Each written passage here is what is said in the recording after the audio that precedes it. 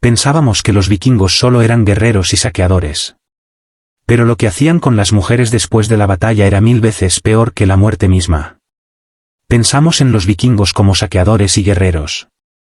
Lo que rara vez se menciona es lo que seguía una vez que terminaba la lucha.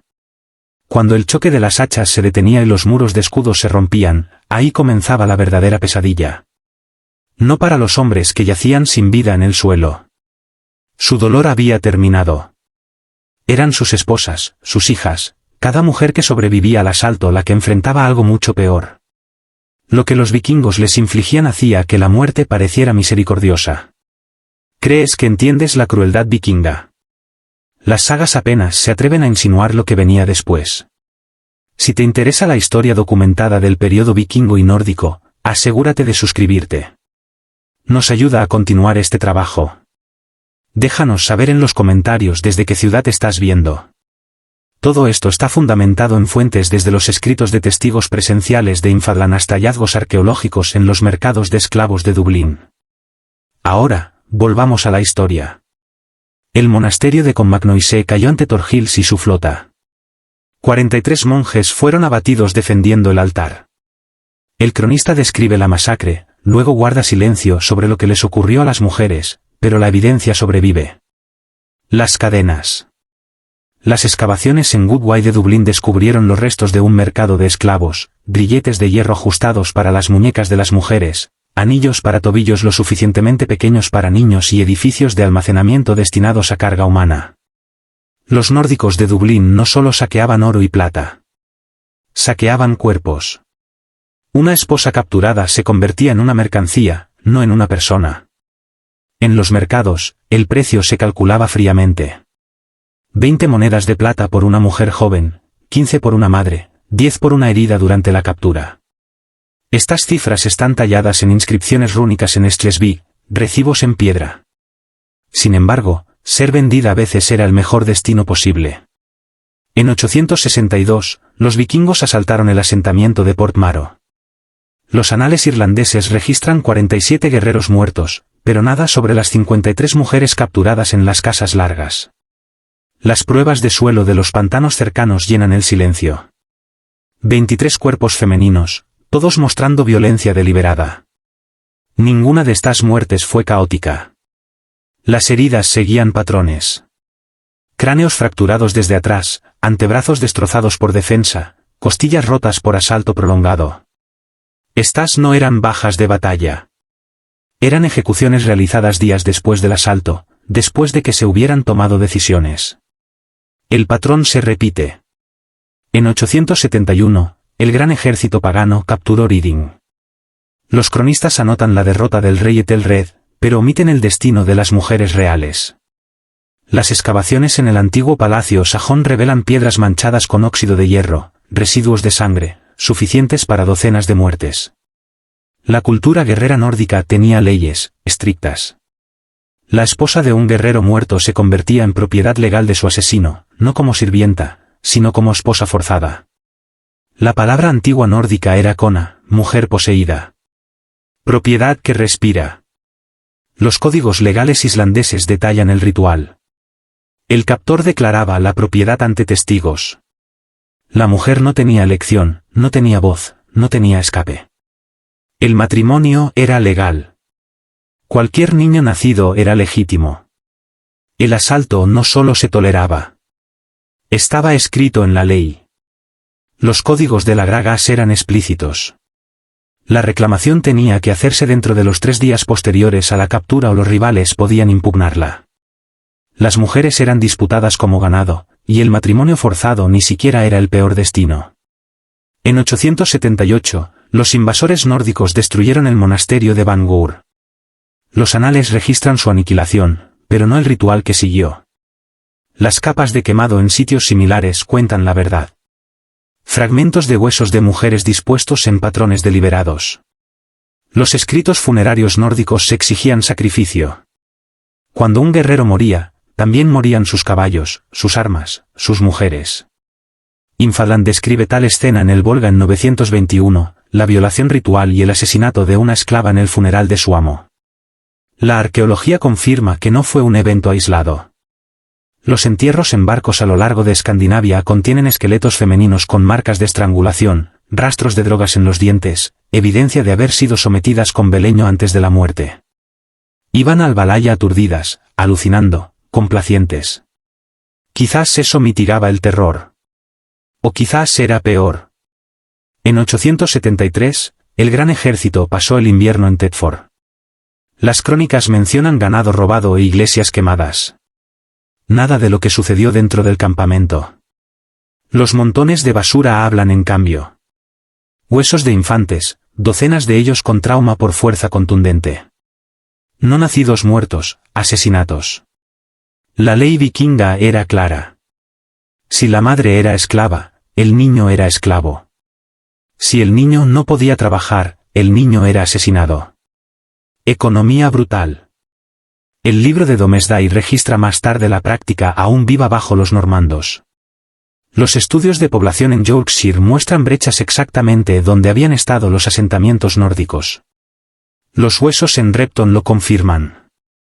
El campamento del gran ejército de 873 a 874 contenía 249 esqueletos.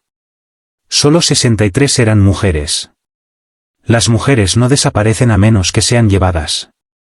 El análisis de isótopos de los restos femeninos demuestra que no eran locales, sino cautivas traídas de Irlanda, Escocia y Gales. Las que estaban en las tumbas eran las afortunadas, muertas por parto o enfermedad. El resto desapareció en las rutas de esclavos. El Dublín vikingo no era solo un puerto. Era un centro de tráfico de personas. Barcos semanales traían cautivos frescos. Las mujeres eran clasificadas por edad. Las jóvenes enviadas a granjas nórdicas como ganado de cría. Las mayores enviadas al este a los mercados de esclavos islámicos a lo largo de los ríos rusos. Dendrocronología. El estudio de los anillos de los árboles en los postes del muelle de Dublín revela una historia. Reconstrucción continua desde 841 hasta 970. Más de 60 años de expansión constante. Ese crecimiento no era para pesca o comercio de pieles. Era para algo más oscuro. Los mercados de esclavos prosperaban. Cada nuevo muelle significaba más espacio para barcos, más almacenamiento para carga humana. Los almacenes mismos cuentan la historia. Cimientos construidos de piedra, diseñados para albergar hasta 200 cautivos a la vez. Canales de drenaje tallados en los pisos, no para agua de tormenta, para desechos humanos. Estos no eran corrales temporales para retener prisioneros antes del transporte. Eran instalaciones de almacenamiento a largo plazo, cuartos de stock humano. Los cronistas árabes del siglo IX describieron caravanas de esclavos vikingos que llegaban hasta Bagdad. Las mujeres alcanzaban precios premium en los mercados orientales. Mujeres de piel clara de tierras germánicas y celtas eran tratadas como lujos raros exhibidos como bienes exóticos. Los vikingos entendían a sus compradores y suministraban el comercio con eficiencia despiadada. Si valoras la historia vikinga y nórdica documentada como esta, no olvides suscribirte. Nos ayuda. La principal ruta de esclavos oriental serpenteaba a través de Novgorod y Kiev, extendiéndose más de 1000 millas a lo largo del río Dnieper. Manifiestos de barcos tallados en runas han sido encontrados listando esclavos junto a ámbar y pieles. Las cifras son escalofriantes. Unas 20 mujeres por barco, la carga estándar. Pero el cautiverio no era el peor destino que una mujer podía enfrentar. No era ser vendida. No era el matrimonio forzado. Ni siquiera era el sacrificio ritual. El destino más aterrador esperaba a las mujeres que se atrevían a resistir. En 914, las fuerzas irlandesas lograron reconquistar Dublín del control nórdico. Los anales de los 4 maestros describen el triunfo, la ciudad liberada, los vikingos expulsados, pero los registros no dicen nada de lo que se encontró fuera de las murallas. La arqueología ha llenado el silencio desde entonces. Las excavaciones revelaron pozos de castigo, agujeros revestidos de piedra destinados a una muerte lenta. Dentro había esqueletos con lesiones distintivas. Piernas rotas para que escapar fuera imposible. Brazos destrozados para prevenir el suicidio. Estas mujeres no fueron asesinadas rápidamente. Fueron mantenidas vivas para sufrir. Cada pozo medía 6 pies de profundidad y 3 pies de ancho. Demasiado pequeño para acostarse plano, demasiado poco profundo para estar de pie erguido. Las víctimas perecían agachadas en agonía, la muerte avanzando durante días, a veces semanas. Los códigos legales vikingos confirman el castigo. Cualquier mujer esclava que dañara o matara a su amo debía ser enterrada viva, pero nunca era un entierro rápido. El pozo era lo suficientemente poco profundo para permitir aire, pero demasiado profundo para escapar. Las víctimas morían de sed, frío o agotamiento.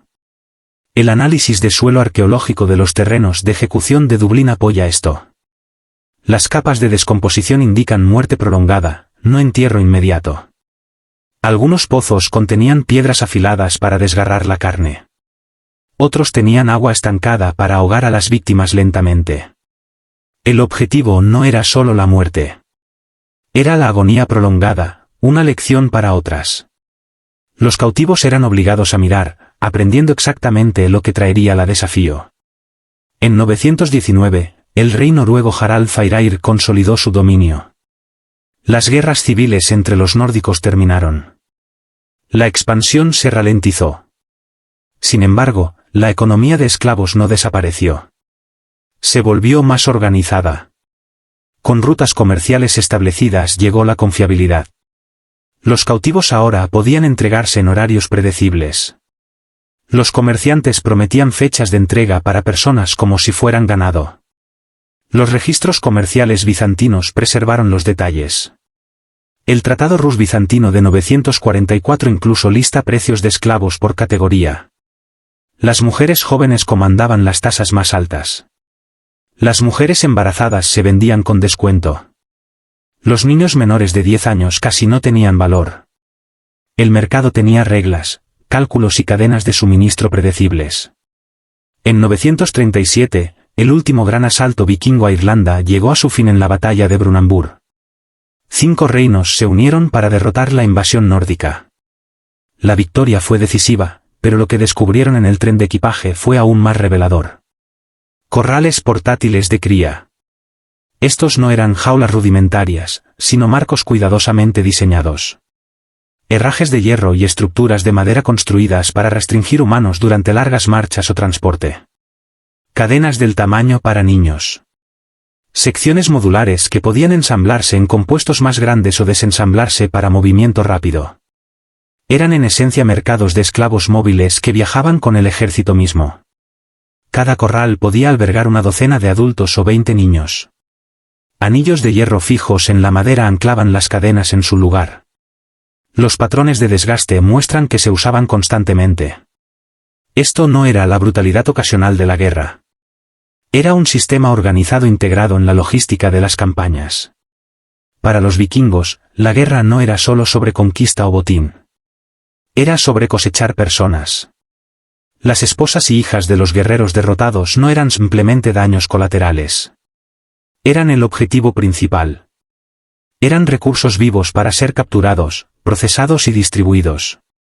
Las encuestas arqueológicas de ciudades vikingas lo confirman. Cada asentamiento importante tenía corrales de retención. Cada puerto tenía sitios de procesamiento. La infraestructura estaba en todas partes, tejida en la vida diaria, oculta a plena vista. En 954, Erik Bloodaxe cayó en Steinmoore. Con su muerte, el último reino vikingo en Inglaterra colapsó. Pero las redes de esclavitud no desaparecieron. Fueron absorbidas. Los gobernantes cristianos heredaron la infraestructura y la renombraron. Registros de monasterios describen el surgimiento de sirvientes indenturados en números masivos inmediatamente después de las derrotas vikingas. Estos no eran contratos voluntarios. Eran las mismas mujeres, los mismos cautivos bajo una etiqueta diferente. Esclavas reetiquetadas para mercados cristianos. En 1066, Harald Hardrada murió en Stamford Bridge, marcando el fin de la era vikinga en Inglaterra. Sin embargo, la arqueología revela lo que las crónicas no. Fosas comunes de mujeres datadas precisamente en los años de las derrotas vikingas. Estas mujeres no fueron asesinadas en asaltos. Fueron ejecutadas, eliminadas, evidencia borrada. La razón se vuelve clara en Repton. Una fosa común sellada en 986 fue descubierta recientemente. 236 cuerpos, todos femeninos, cada uno con signos de asesinato deliberado, trauma por fuerza contundente, estrangulación, envenenamiento. Pero las pruebas de isótopos revelaron la impactante verdad. Estas no eran cautivas. Eran mujeres nacidas nórdicas. La tumba data de un momento en que el poder vikingo en Inglaterra se estaba colapsando. Las ciudades nórdicas caían. Las mujeres enterradas allí no eran prisioneras enemigas. Eran las propias esposas e hijas de los vikingos. ¿Por qué? Porque los hombres sabían. Sabían exactamente lo que esperaba a las mujeres capturadas. Ellos mismos lo habían infligido durante generaciones. Y así, ante la derrota, aplicaron esos mismos métodos hacia adentro. Mataron a sus propias familias antes de que pudieran ser tomadas. Los núcleos de suelo del sitio de Repton muestran que las matanzas se extendieron durante varios días.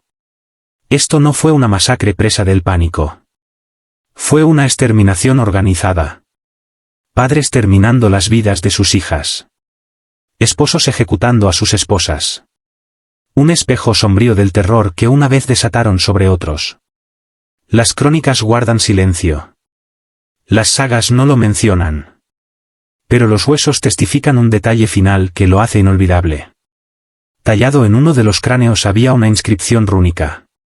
3 palabras escritas en antiguo nórdico: mejor así.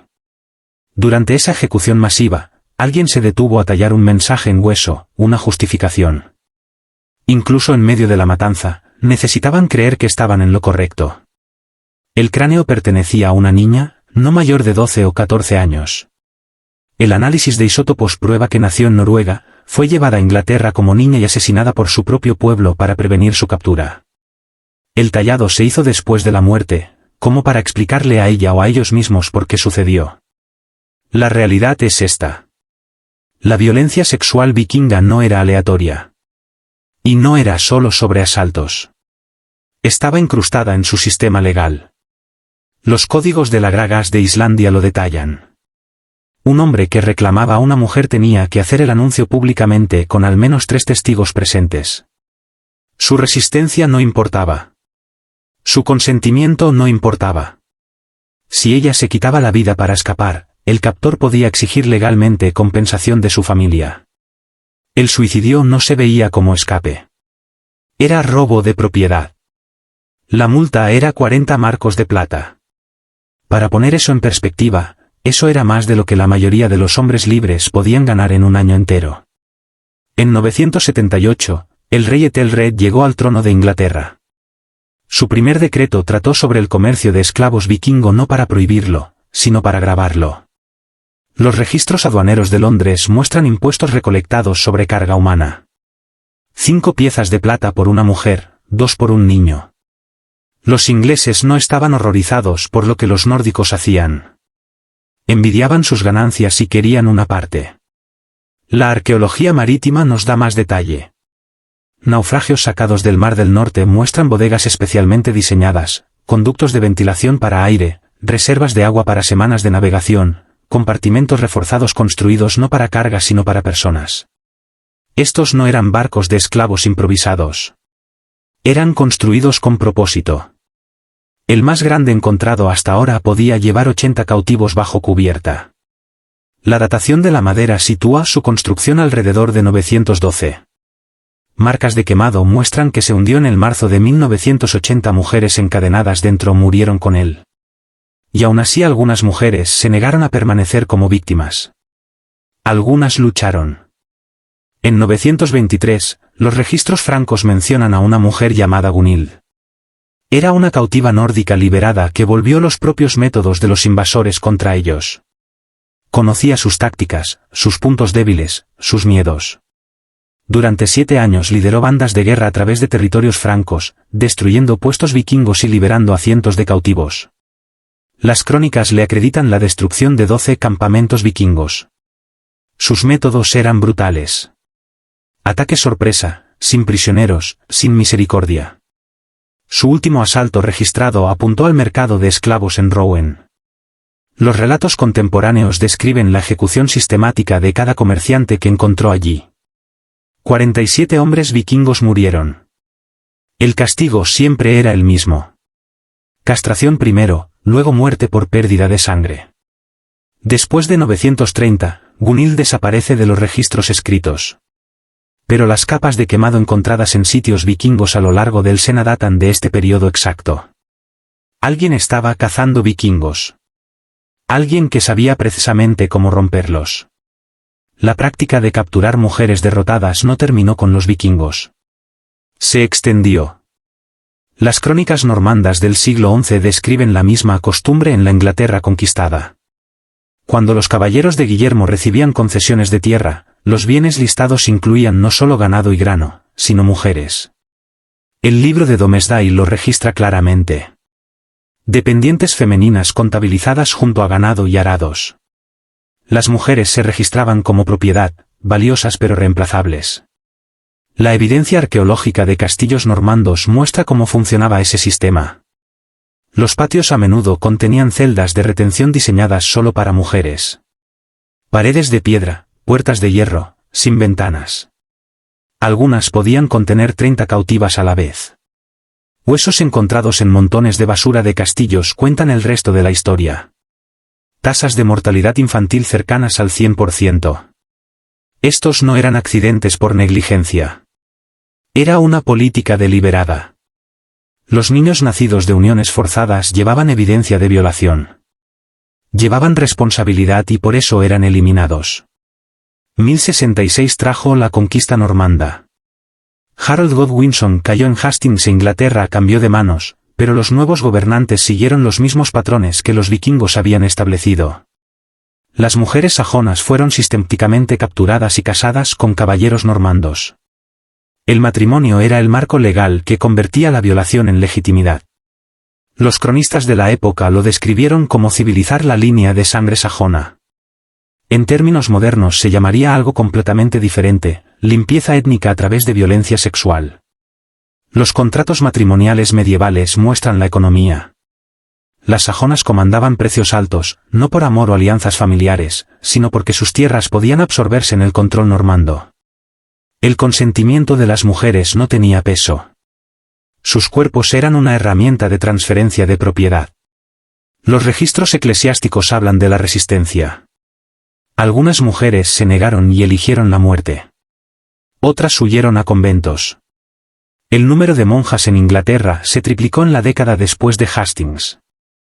Las tasas de suicidio de mujeres nobles se dispararon. La Iglesia canonizó a muchas de ellas como mártires. El Estado las listó como pérdidas de propiedad. La prueba más condenatoria no viene de las crónicas, sino de la ciencia. Los estudios genéticos de poblaciones modernas revelan patrones que se alinean exactamente con las raíces del esclavismo vikingo y la conquista normanda. El ADN mitocondrial pasado de madres a hijos cuenta la historia. Líneas femeninas celtas y sajonas aparecen dentro de los acervos genéticos escandinavos a partir del siglo IX. Esto no era intercambio cultural. No era migración. Era violación repetida a través de generaciones a escala industrial. En Islandia hoy, alrededor del 60% del linaje femenino se remonta a mujeres celtas tomadas como cautivas. En Noruega, alrededor del 40% se remonta a mujeres de las Islas Británicas. Detrás de esos porcentajes hay miles de vidas, miles de mujeres tomadas, embarazos forzados, niños nacidos que nunca supieron el verdadero nombre de su madre. El alcance fue masivo. El sistema era deliberado y aunque las crónicas omitieron la evidencia, los huesos y el ADN preservan la verdad. Pero la arqueología continúa desenterrando capas aún más oscuras. En Jorvik, el moderno York, un nuevo descubrimiento impactó a los historiadores. Las excavaciones descubrieron los restos de un edificio datado alrededor de 876. Dentro había 64 celdas individuales, cadenas atornilladas en las paredes de piedra. El análisis de suelo muestra que el sitio estuvo ocupado durante 40 años. Esto no era una prisión. Era una instalación de cría. Los huesos cuentan la historia. Cientos de mujeres pasaron por esas celdas. Todas mostrando signos de embarazos repetidos. Todas descartadas cuando ya no podían dar a luz. El edificio se encontraba en el mismo centro de York. No escondido, no secreto. Todos lo sabían. Los registros eclesiásticos lo confirman. Los rollos de bautismo listan 732 nacimientos de ese sitio. Solo 12 niños sobrevivieron más allá de los 5 años. El resto desapareció. La Iglesia los etiquetó como expósitos de paternidad desconocida, luego los vendió a servidumbre. Las ganancias iban directamente a proyectos de construcción de iglesias. Los libros de cuentas medievales de York Minster incluso listan pagos regulares a los operadores de las instalaciones. No sobornos, no caridad, tarifas contratadas por servicios. La Iglesia no solo estaba al tanto, era socia. Este patrón estaba en todas partes. En territorios nórdicos, en asentamientos normandos, cada ciudad importante tenía estructuras similares. Cada iglesia mantenía registros similares. La red era completa. Las ganancias eran inmensas. El sufrimiento estaba más allá de la descripción. Y en Repton, en esa infame tumba de mujeres nórdicas, un nuevo análisis de núcleos de suelo ha revelado un horror final. La tumba no provenía de una sola masacre. Capas más profundas muestran múltiples episodios de entierro durante medio siglo. Esto no era una eliminación desesperada única. Era repetida, sistemática, una política continua de borrar mujeres, sus cuerpos, sus voces, su misma existencia. Generación tras generación, las mujeres vikingas eran silenciadas, no solo por cadenas, sino por veneno. El análisis de huesos muestra compuestos de mercurio administrados lentamente, llevándolas a la locura antes de la muerte. El testimonio de una mujer loca no tenía peso, borrando sus voces para siempre. Las excavaciones en Repton revelan entierros de madre e hijo, familias ejecutadas juntas para asegurar que ningún testigo sobreviviera. Estas no eran matanzas aleatorias. Eran eliminaciones dirigidas. Mujeres que habían visto demasiado. Mujeres que conocían la maquinaria del cautiverio desde adentro. Y entre los cráneos, uno llevaba una inscripción final en antiguo nórdico. Mejor así. Una última justificación tallada por manos que sabían exactamente lo que esperaba a las esposas capturadas.